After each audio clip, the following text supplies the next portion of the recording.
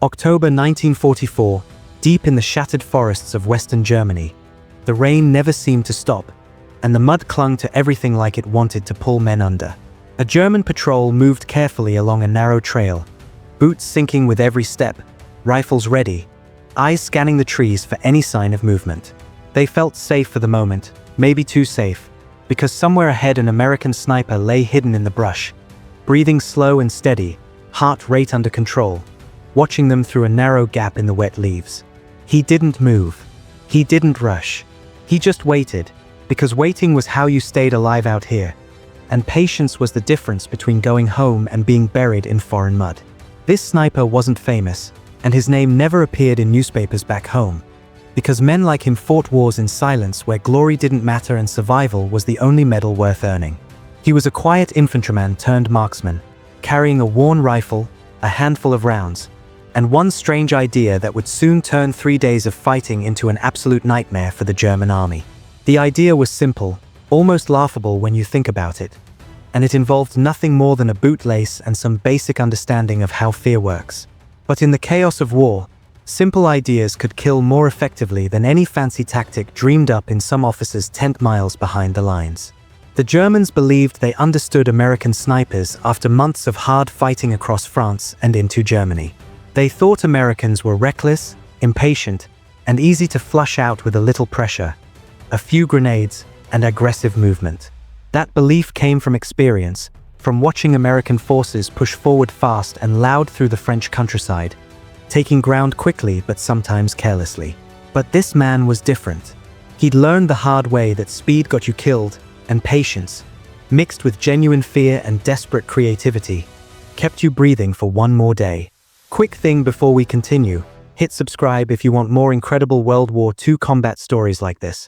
Because WW2 Vault dives into moments you won't hear about in history class, and this story is only getting darker from here.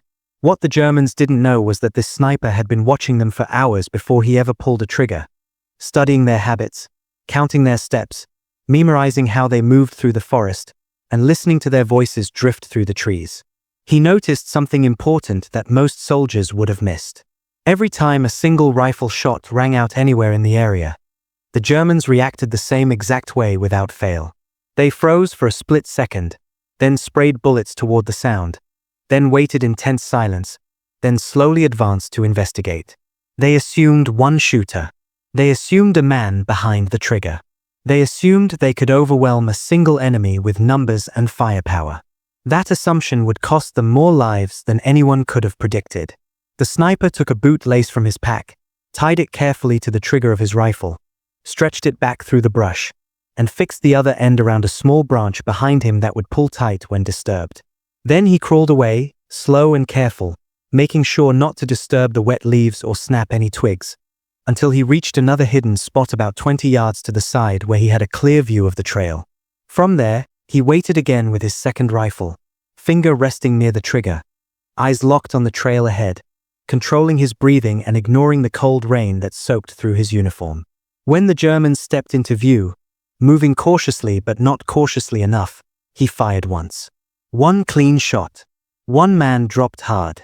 Panic followed immediately, just as he'd expected. German rifles cracked back in response, bullets ripping through leaves and bark and sending splinters flying. But the sniper was already gone from that first position and watching from safety. As the Germans advanced carefully down the trail, tense and angry and determined to find the shooter, one soldier brushed past the branch that held the bootlace. The rifle fired automatically. Another man fell dead. The Germans stopped cold, confused and suddenly terrified. 2 shots. 2 different directions. 2 shooters, they thought. They were wrong, but fear doesn't care about facts. By nightfall, confusion had set in deep among the German ranks as word spread about what was happening in this cursed stretch of forest. German officers whispered about a sniper team working the area, maybe even a whole specialist unit sent specifically to slow them down and pick them apart.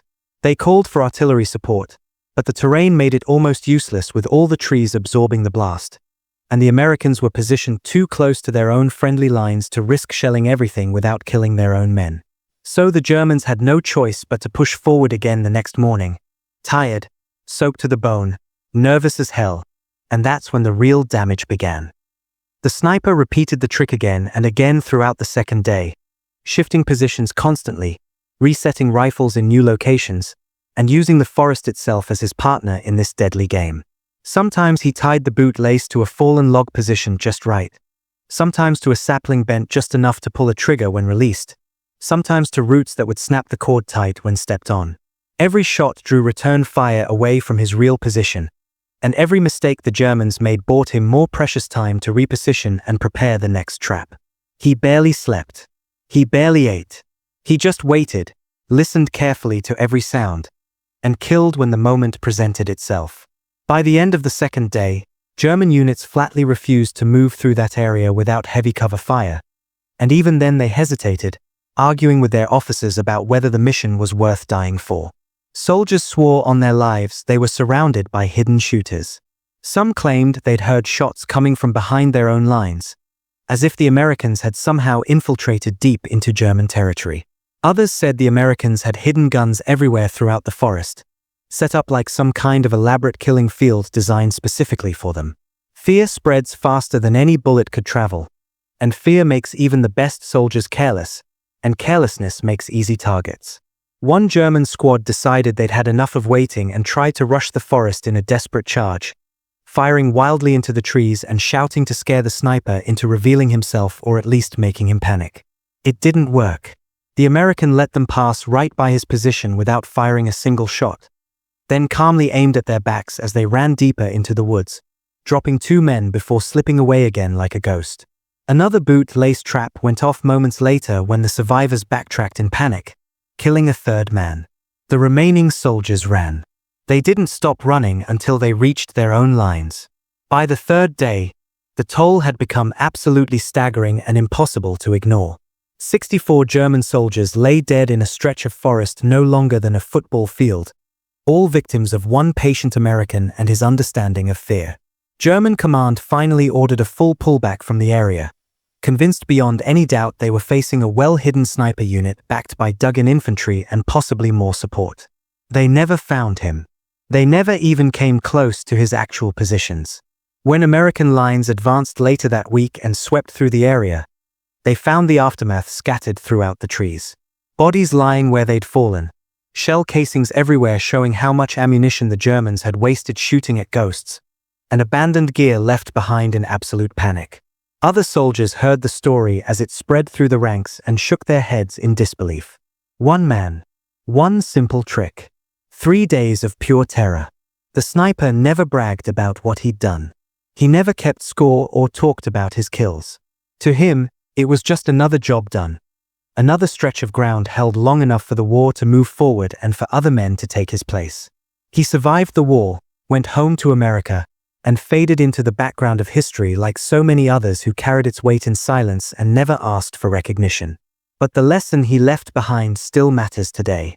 In World War II, victory didn't always come from bigger guns or more men or better tanks.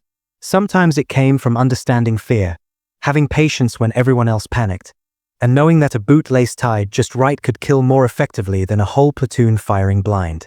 Thanks for watching this story from WW2 Vault about one of the strangest and deadliest sniper tactics of the entire war.